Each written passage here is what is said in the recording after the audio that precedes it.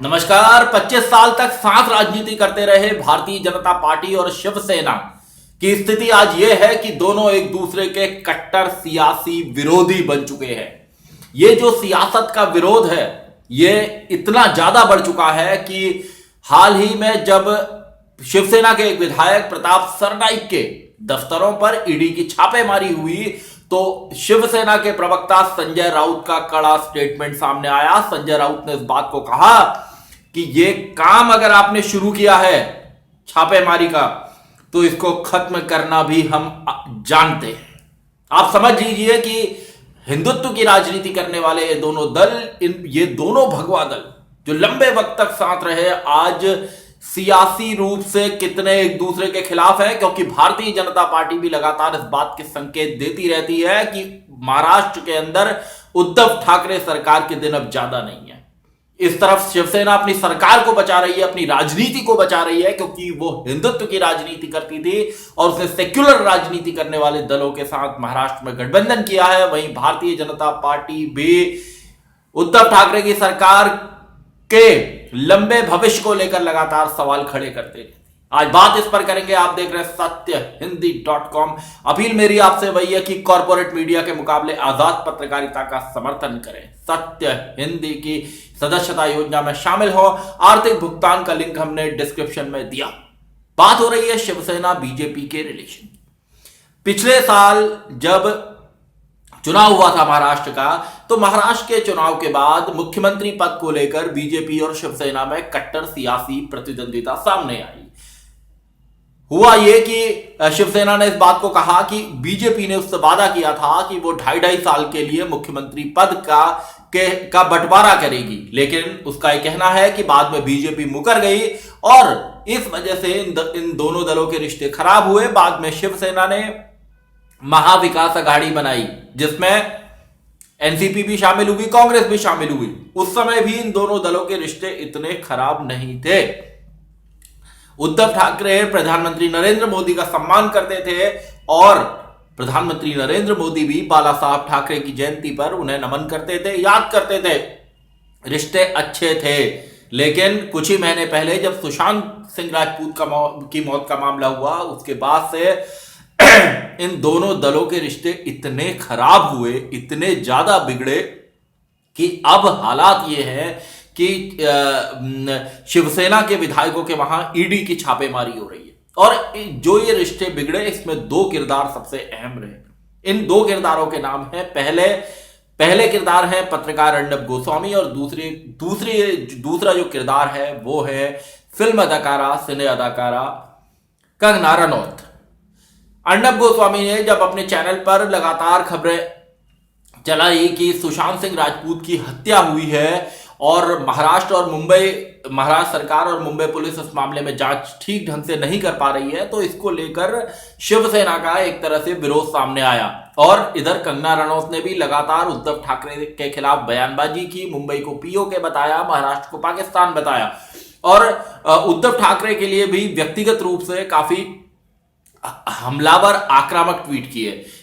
तब ही बीजेपी, और ये खटास तब इसलिए ज्यादा बढ़ी, शिवसेना इससे तो नाराज थी क्योंकि अर्नब गोस्वामी जो उनके खिलाफ खबरें चला रहे हैं, और कंगना के ट्वीट से भी नाराज थी, कंगना की बयानबाजी, कंगना की भाषा से भी नाराज थी, क्योंकि शिवसेना का महाराष्ट्र में जो आधार माना जाता है एक दबंग पार्टी का माना जाता है। और उसके बाद जब अर्नब गोस्वामी की गिरफ्तारी हुई आर्किटेक्ट अन्वय नाइक की और उनकी मां की आत्महत्या के मामले में, जिस तरह बीजेपी ने खुलकर समर्थन अर्नब गोस्वामी का किया और यहां कंगना रनौत को जेट सिक्योरिटी दी, उससे बड़े रिश्ते जो थे इनके वो और ज्यादा खराब हुए। रिश्ते इस वजह से भी खराब हुए कि जब सुशांत सिंह राजपूत की मौत के मामले में मीडिया के एक वर्ग ने, ऐसी खबरें चली, मीडिया के एक वर्ग ने उद्धव ठाकरे के बेटे आदित्य ठाकरे जो महाराष्ट्र की सरकार में मंत्री भी हैं, उनका नाम कहीं ना कहीं घसीटने की कोशिश की। तो इससे जो रिलेशन हुए वो बहुत ज्यादा खराब हुए और कहा यह जाता है कि इससे खुद उद्धव ठाकरे नाराज हुए कि इस तरह की खबरें मीडिया में प्लांट की जा रही हैं। और इसके बाद देवेंद्र फडणवीस जो बीजेपी के नेता हैं, महाराष्ट्र के पूर्व मुख्यमंत्री हैं, उन्होंने सामने आकर इस बात को कहा कि बीजेपी ने सुशांत की मौत के मामले में किसी भी शिवसेना के किसी भी मंत्री का नाम नहीं लिया। उसके बाद यह मामला थोड़ा हल्का पड़ा था, लेकिन अभी जब गिरफ्तारी हुई अर्नब गोस्वामी की, उसमें बीजेपी अर्नब के समर्थन में उतरी और महाराष्ट्र में भारतीय जनता पार्टी के कार्यकर्ताओं ने बड़ा प्रदर्शन किया। बीजेपी के विधायक राम कदम राजनिवास के बाहर, राज्यपाल के आवास के बाहर धरने पर बैठे। तो उसके बाद जिस तरह से बॉम्बे हाईकोर्ट में मामला गया और उसके बाद सुप्रीम कोर्ट में मामला गया और अर्नब की जब रिहाई हुई और उसके बाद उन्होंने फिर से उद्धव ठाकरे को एक बार ललकारा, तो ये जो सियासी ये जो लड़ाई थी बीजेपी और शिवसेना के बीच में, ये और तीखी होती गई है। और अब जब ईडी ने छापा मारा प्रताप सरनाइक वो शख्स हैं, शिवसेना के विधायक हैं, और प्रताप सरनाइक वो शख्स हैं जिन्होंने आवाज उठाई थी महाराष्ट्र की विधानसभा में कुछ महीने पहले अर्नब गोस्वामी के खिलाफ और सरकार से इस बात को कहा था कि जो महाराष्ट्र की सरकार है, वो उद्धव ठाकरे की जो सरकार है, वो अन्वय नाइक के आत्महत्या के मामले को फिर से शुरू करे। और विशेषाधिकार हनन का प्रस्ताव भी प्रताप सरनाइक ही लेकर आए थे अर्नब गोस्वामी के खिलाफ।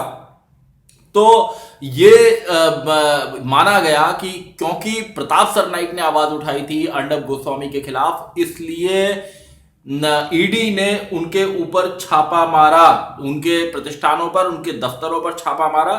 और इससे जो जंग थी, वो जंग जो है वो खुलकर वो साफ हो गई कि प्रताप सरनाइक के वहां पर जो छापे मारे गए हैं, क्योंकि इससे पहले ऐसा कोई मामला नहीं था। और प्रताप सरनाइक ने यह आवाज बुलंद की थी जब महाराष्ट्र में विशेषाधिकार हनन का प्रस्ताव अर्नब गोस्वामी और कंगना रनौत के खिलाफ लाया गया था। तब शिवसेना के विधायकों ने, शिवसेना के मंत्रियों ने काफी नारेबाजी की थी और इस बात को कहा था कि अर्नब गोस्वामी ने मनगढ़ंत खबरें चलाई है मीडिया में, महाराष्ट्र की छवि को खराब किया है, उद्धव ठाकरे सरकार को बदनाम किया है।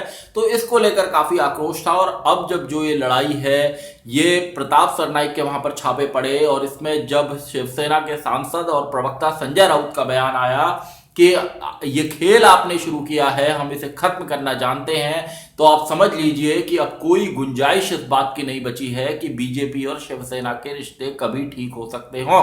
बीजेपी के सामने मुश्किल इस बात की है क्योंकि महाराष्ट्र के अंदर इन चार दलों की राजनीति प्रमुख रूप से रही है, बीजेपी, शिवसेना, कांग्रेस और एनसीपी।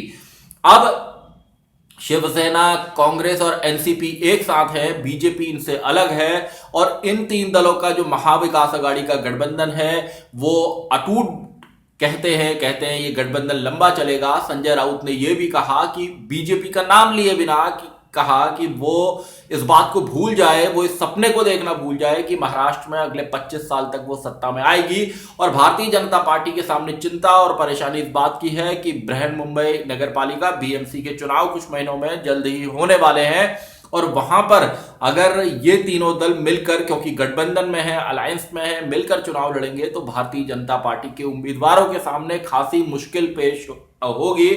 इसमें शिवसेना जो हिंदुत्व की राजनीति करने वाली पार्टी है और एनसीपी और शिवसेना जो सेक्युलर राजनीति करते हैं, इन तीनों दलों ने मिलकर महाराष्ट्र के अंदर जो एक गठबंधन तैयार किया है, इससे मैसेज ये गया है कि बीजेपी के खिलाफ या बीजेपी को सत्ता से बाहर रखने के लिए इस तरह के गठबंधनों का प्रयोग राज्यों के अंदर किया जाना चाहिए और इसे आगे राष्ट्रीय स्तर पर भी अपनाया जा सकता है। और राष्ट्रीय स्तर पर ऐसे एक गठबंधन की कोशिश पिछले लोकसभा चुनाव से पहले शुरू हुई थी और अब भी ऐसी कुछ कोशिशें कुछ क्षेत्रीय छत्रपों के द्वारा की जा रही हैं। लेकिन महाराष्ट्र का जो ये सियासी फॉर्मूला था, इस फॉर्मूले से इतना साफ हो गया है कि अब बीजेपी और शिवसेना के राहें हमेशा के लिए जुदा हो गई हैं और बीजेपी इस बात को जानती है कि इन तीनों दलों का गठबंधन महाराष्ट्र में उसकी सियासी जमीन को खत्म करने का काम करेगा। उसका राजनीतिक कल्याण नहीं हो सकता जब तक ये महाविकास अघाड़ी गठबंधन के तीनों दल टूटते नहीं है। तो ऐसी स्थिति में बीजेपी को अगर महाराष्ट्र की सत्ता में सियासत में वापसी करनी है तो उसको कहीं ना कहीं से इस गठबंधन को तोड़ना होगा। और बीजेपी के नेता लगातार बयान देते रहते हैं कि अगले 2 से 3 महीनों में वहां उनकी सरकार बनेगी। वो राजनिवास के भी चक्कर लगाते हैं, राज्यपाल से भी मिलते हैं और लगातार इस बात को कहते हैं कि महाराष्ट्र के अंदर राष्ट्रपति शासन लगा दिया जाना चाहिए। तो महाराष्ट्र की जो सियासत है बीजेपी और शिवसेना की, ये बिल्कुल आमने सामने की लड़ाई वहां पर बन गई है। और अर्नब गोस्वामी और कंगना रनौत इसमें एक नए प्लेयर की तौर पर सामने आए। लेकिन देखना होगा कि ये जो सियासी लड़ाई यहां से शुरू हुई है बीजेपी शिवसेना की, ये आने वाले दिनों में और ज्यादा बढ़ेगी। क्या इसका और ज्यादा विस्तार होगा? क्योंकि महाराष्ट्र का जो गठबंधन है, जैसा मैंने कहा, इसने एक मैसेज इस बात का दिया है कि दूसरे दलों में भी, जैसे हमने झारखंड में देखा जहां पर कांग्रेस, आरजेडी और झारखंड मुक्ति मोर्चा ने मिलकर चुनाव लड़ा और वहां भी भारतीय जनता पार्टी को सत्ता से बाहर रखने में सफलता हासिल की। तो ऐसे ये गठबंधनों का भी एक प्रयोग है और इसी प्रयोग के सहारे बीजेपी के खिलाफ एक मोर्चा राज्यों में बनाने की विपक्षी दलों की तैयारी है। तो ऐसे जो तमाम राजनीतिक घटनाक्रम है, राजनीतिक जो अपडेट्स हैं, उस पर मेरी नजर बनी रहेगी। और बीजेपी शिवसेना की जो सियासत है, इसमें कोई अगर और क्लैश महाराष्ट्र के अंदर होता है, उस अपडेट को भी मैं आपके सामने लेकर आता रहूंगा। सत्यहिंदी.com में आज के लिए बस इतना ही। ऐसे ही तमाम मुद्दों पर मेरी आपसे आगे भी बातचीत होती रहे। धन्यवाद। सत्य हिंदी के और वीडियोस को देखने के लिए हमारे YouTube चैनल को सब्सक्राइब करें और सीधे नोटिफिकेशन पाने के लिए बेल आइकन दबाएं।